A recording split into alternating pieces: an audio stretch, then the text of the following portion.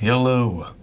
Here we have Paulo Costa, who's found a way to market himself without involving lipstick and eyeshadow. Honestly though, Paulo Costa can wear and do whatever he wants really, with an undefeated mixed martial arts record of 13 wins and 0 losses with even a victory over Yoel Romero. Few people are gonna say anything to his face. Just look at what this guy does to people. He walks them down like a moving brick house and swings haymaker after haymaker like a less technical Golovkin, while nonetheless still maintaining a capacity to avoid return. Even if he doesn't, who cares when your sharp jawline can soak punches with an equal effectiveness to its ability to cut butter. This is what an apex predator looks like, and just considering his physique, even if you don't know who this man is, you likely won't say anything due to the first glance. The man looks like a beast, you have to admit. That said, let this man wear his lipstick and eyeshadow. It's 2020, and even if it wasn't, please just do so for your own safety. That said, this hair, what's it all about? Were there even punches that actually connected?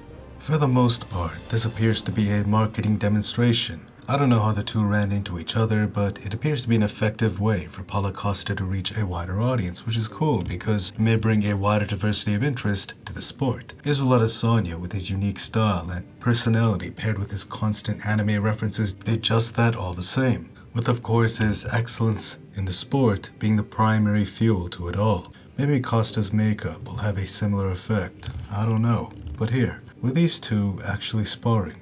For certain, this punch here did not connect. Logan Paul, he is a remarkable actor, even if you do not appreciate his personality. He just had the punch swing near his arm, but clearly, it's quite some distance away from actually making connection. It's, that or Paulo Costa has one for all, and he just hit Logan Paul with the Detroit Smash.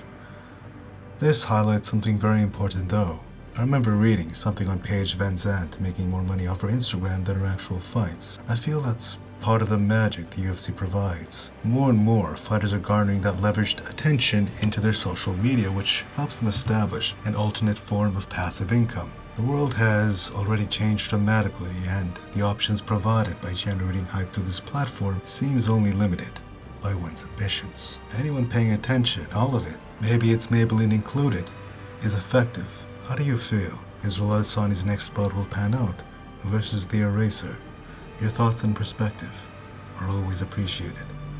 Until next time, peace.